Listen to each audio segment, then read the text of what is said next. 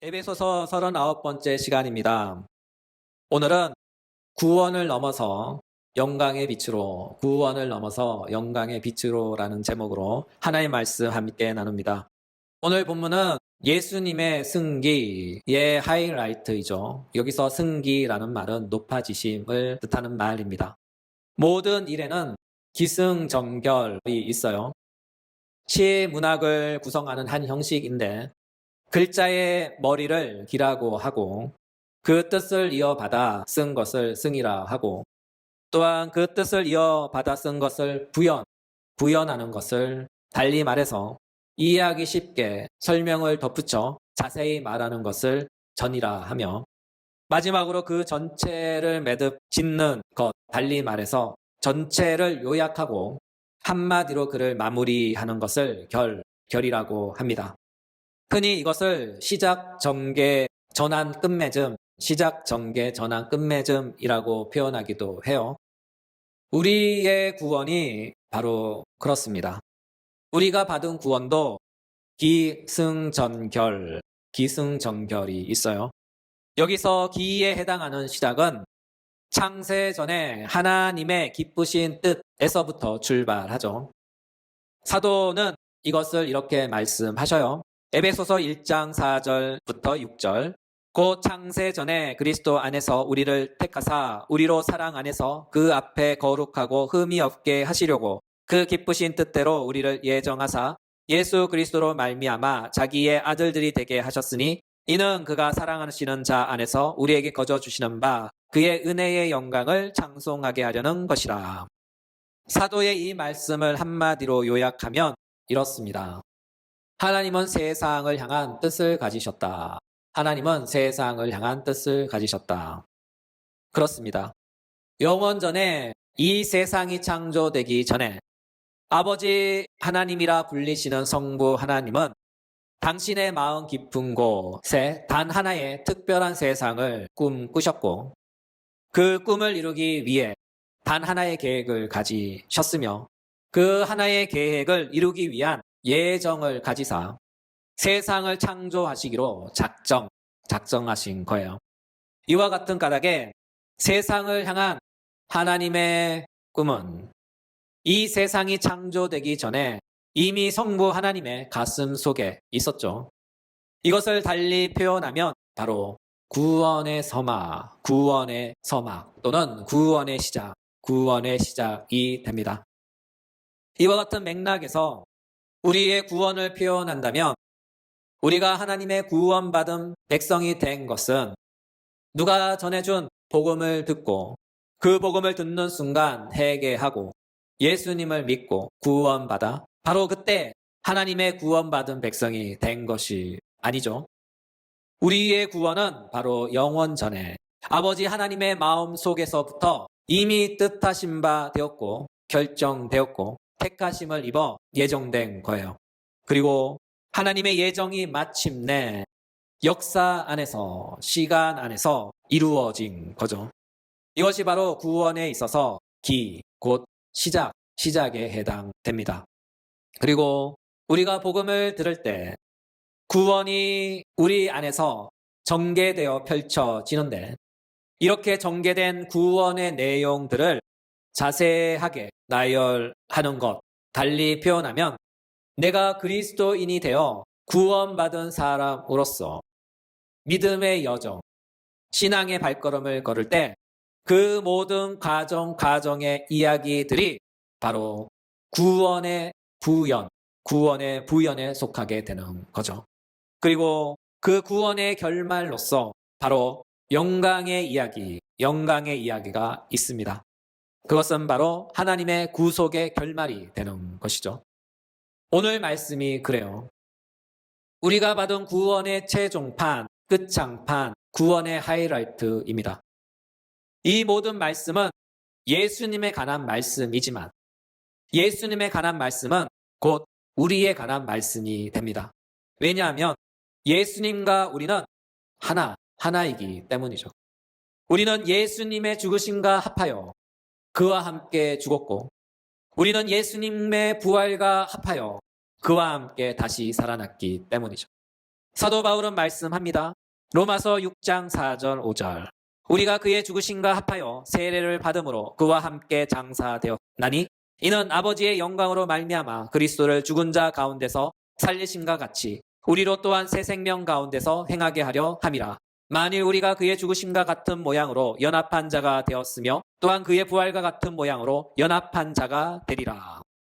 이와 같이 사도의 말씀의 결을 따라 표현하면 우리는 복음 안에서 예수님의 죽으심과 부활을 통해 그와 하나가 되었다는 거예요. 따라서 우리는 예수님과 하나입니다. 우리는 예수님과 연합한 자입니다. 사실이 이와 같기에 예수님에게 당한 일은 우리에게 해당되는 일이며 예수님에게 이루어진 일 또한 우리에게 이루어질 일입니다. 그러므로 오늘 말씀 안에서 우리의 주님이신 예수님에게 일어난 일, 이 모든 일 또한 앞으로 우리에게 일어날 일인 줄 믿으시기 바랍니다. 오늘 본문을 다시 한번 봅시다. 에베소서 1장 20절 22절. 그의 능력이 그리스도 안에서 역사하사 죽은 자들 가운데서 다시 살리시고 하늘에서 자기의 오른편에 앉히사 모든 통치와 권세와 능력과 주관과 이 세상뿐 아니라 오는 세상에 일컫는 모든 이름 위에 뛰어나게 하시고 또 만물을 그의 발 아래에 복종하게 하시고 그를 만물 위에 교회의 머리로 삼으셨느니라. 본문에 의하면 우리의 주님이신 예수님에게 일어난 일 3가지가 진술되어 있죠. 사도는 그 3가지 가운데 첫 번째를 말씀합니다.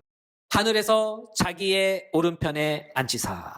하늘에서 자기의 오른편에 앉히사. 이 구절에서 하늘에 해당하는 헬라어는 에프라니오이스입니다. 이 단어는 하늘에라는 뜻이지만 유대인의 문화에서 하늘은 언제나 하나님에 대한 완곡 어법이에요. 쉽게 표현하면 비유적 대용어입니다. 예를 들면 이런 거예요. 내 마음은 호수요. 여기서 마음이 실제로 호수는 아니죠. 마음의 상태가 그렇다는 거예요. 표현이 그렇다는 거죠. 실제로 마음이 호수는 아닙니다. 오늘 말씀도 그래요. 하늘은 그냥 하늘이지만 유대인들은 하나님을 지극히 거룩한 분으로 여겨 하나님을 하나님이라 감히 부르지 못하고 간접적으로 비유적으로 하늘이라 표현했어요.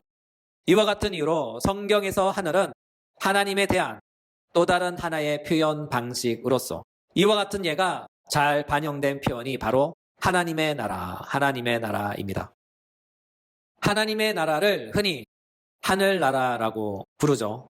우리는 한자 문화의 영향을 받아 하나님의 나라 또는 하늘나라를 이렇게 부릅니다.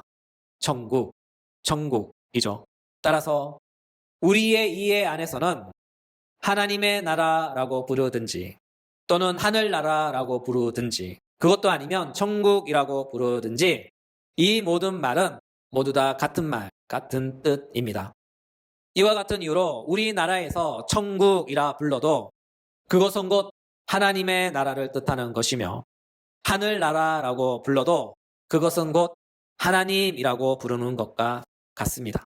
그러므로 사도께서 말씀하신 하늘에서 자기의 오른편에 앉히사 이 말씀을 좀 더 선명하게 표현하면 이렇습니다. 하나님 오른편에 앉히사, 하나님 오른편에 앉히사입니다. 특히 이 말씀에서 오른편을 주목해 보셔요. 이에 해당하는 헬라어는 덱시오스인데 이 말의 문자적인 뜻은 그냥 오른손이지만 이 단어 또한 성경에서 대용어로서 영광의 자리 또는 권위의 상징을 뜻하는 단어로 종종 사용됩니다. 마태복음 20장 21절 예수께서 이르시되 무엇을 원하느냐 이르시되 나의 이 두 아들을 주의 나라에서 하나는 주의 우편에 하나는 주의 좌편에 앉게 하소서. 이사야서 48장 13절 가연 내 손이 땅의 기초를 정하였고 내 오른손이 하늘을 폈나니 내가 그들을 부르면 그것들이 일제히 서느니라. 그렇죠. 그러나 사도 바울은 이 단어를 오늘 본문에서는 그런 용도로 사용하지 않았죠. 사도께서는 하나님의 오른편이란 이 단어를 하나님의 통치권으로 통치권으로 사용했어요. 이 말을 듣는 순간 갑자기 어떤 분들의 마음속에서는 욱하고 불쑥 이런 말이 튀어나오죠. 이게 무슨 생뚱맞은 소리인가요? 이게 무슨 생뚱맞은 소리인가요? 일단 진정하시고 오늘 본문의 그 다음 말씀을 자세히 보셔요. 그 다음 절에 사도는 무엇이라고 말씀하셨나 하면요. 이렇게 말씀했어요. 모든 통치와 권세와 능력과 주관과 모든 통치와 권세와 능력과 주관과 그렇죠? 여기서 모든 통치, 권세, 능력, 주관은 이 모든 것은 다스림과 통치와 연관된 단어들입니다. 이와 같은 이유로 우리 주님은 이렇게 말씀하셨어요. 마태복음 28장 18절 예수께서 나와 말씀하여 이르시되 하늘과 땅의 모든 권세를 내게 주셨으니 그렇죠. 예수님의 말씀입니다. 나는 아버지 하나님으로부터 하늘과 땅의 모든 권세를 받았다. 한원하면 나는 하나님으로부터 하늘과 땅의 모든 전권을 위임받았다 하는 것이죠.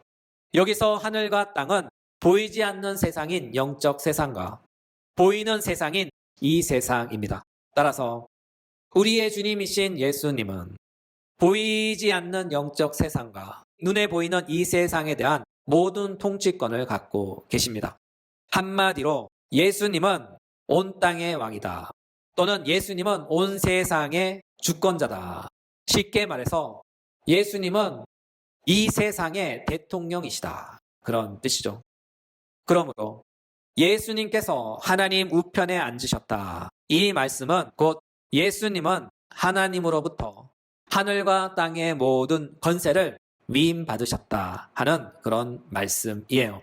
이와 같은 사실이 우리에게 알려주는 바는 우리도 언젠가 우리 주님과 같이 된다는 것이죠. 사도는 말씀합니다. 고린도전서 6장 2절 성도가 세상을 판단할 것을 너희가 알지 못하느냐. 6장 3절 우리가 천사를 판단할 것을 너희가 알지 못하느냐. 그렇죠. 세상은 인간과 관련되어 있고 천사는 영적 세계와 관련되어 있습니다. 그렇죠. 지금은 아직 아니지만 언젠가 우리도 곧 주님과 같이 됩니다. 이 사실을 믿으시기 바랍니다. 왜냐하면 예수님과 우리는 하나이며 우리의 주님이신 예수님에게 닥친 모든 일 또한 머지않아 우리에게 닥칠 모든 일이기 때문이죠. 이와 같은 까닭에 성경에는 이런 진술도 있어요. 계시록 20장 6절 말씀이 중간중간에 생략되어 있어요. 이 첫째 부활에 참여하는 자들은 복이 있고 거룩하도다. 그들이 하나님과 그리스도의 제사장이 되어 1000년 동안 그리스도와 더불어 왕 노릇하리라. 그렇죠. 이것은 곧 우리에게 닥칠 현실입니다. 지금은 아니지만 머지않아 곧 그렇게 됩니다.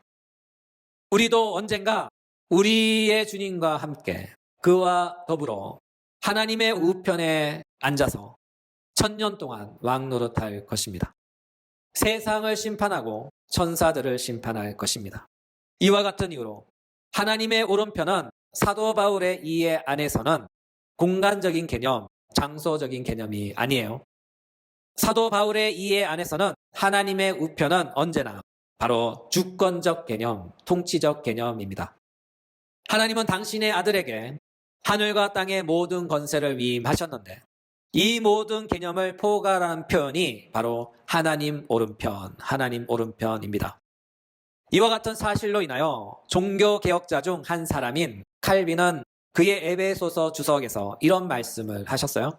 하나님 우편은 어떤 특정 장소라기보단 아버지께서 그리스도에게 주신 능력, 곧 그의 이름으로 그가 하늘과 땅의 통치권을 행사할 수 있도록 하는 권력을 의미한다. 이와 같은 이유로 스데반이 하나님 우편에 서신 예수님을 본 것과는 다른 것이다. 왜냐하면 사도는 예수님의 신체적 위치를 말하지 않고 그리스도에게 부여된 최고의 통치권을 말하고 있기 때문이다. 또한 하나님 우편을 하늘에만 국한시키는 것은 어리석은 일이다 라고 말씀하셨고 이어서 또 이렇게 말씀하셔요. 하나님 오른편은 하늘과 땅에 가득 차 있기 때문에 예수 그리스도의 나라와 능력 또한 하늘과 땅 어디에나 미치고 있다고 할 수 있다. 칼빈의 이 말씀을 한원하면 예수님의 통치권은 온 땅에 충만하다. 그런 뜻이 됩니다. 오늘의 말씀을 마무리합니다. 오늘 말씀을 자세히 보면 하나님께서 당신의 아들을 당신의 보호자 우편에 앉으셨다고 합니다. 이 말씀의 뜻은 하나님께서 당신의 아들에게 세상의 모든 통치권을 위임하셨다는 당신의 능력을 선포하시는 말씀입니다. 그 결과 우리의 주님이신 예수님은 성부 하나님으로부터 온 세상을 다스리는 통치권, 주권을 받으셨죠. 사도는 이 표현을 통해 예수님의 인성이 높임을 받으시는 장면을 우리에게 설명해 주신 것이죠. 사도의 이 말씀을 하노라면 우리도 언젠가 우리의 주님처럼 된다. 우리도 언젠가 우리의 주님처럼 된다. 왜냐하면 예수님에게 해당된 일은 우리에게도 해당이 된다. 예수님에게 해당된 일은 우리에게도 해당이 된다. 하는 그런 뜻이죠.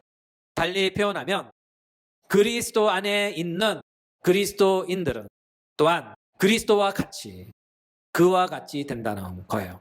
하노라면 그리스도인 역시 그리스도의 인성과 연합하여 그리스도의 인격 안에서 하나님의 자녀로 수납되고 그리스도처럼 그리스도와 함께 하나님 오른편에 앉게 되는 영광의 길, 하늘 길이 준비되고 열렸다는 뜻이 됩니다. 사도는 우리에게 이 사실을 가르치는 거예요. 너희는 그리스도 안에서 하나님 우편에 앉는다. 너희는 그리스도 안에서 하나님 우편에 앉는다. 이와 같은 영광의 길이, 영광의 자리가 우리 구원의 끝에 예비되어 있습니다. 비록 이 세상에서는 연약한 존재, 무명한 존재, 또한 보잘것없는 비천한 존재이지만 우리의 끝은, 구원의 끝은 아름답습니다. 이번 한 주도 살아가면서 영광된 길이 예비된 구원의 길을 걸으며 소망하며 그 날을 사모하며 한 주 한 주를 믿음으로 승리하시는 주님의 영광의 길이 예비된 구원의 아름다운 주님의 성도들 되시길 주 예수 그리스도 이름으로 축복합니다.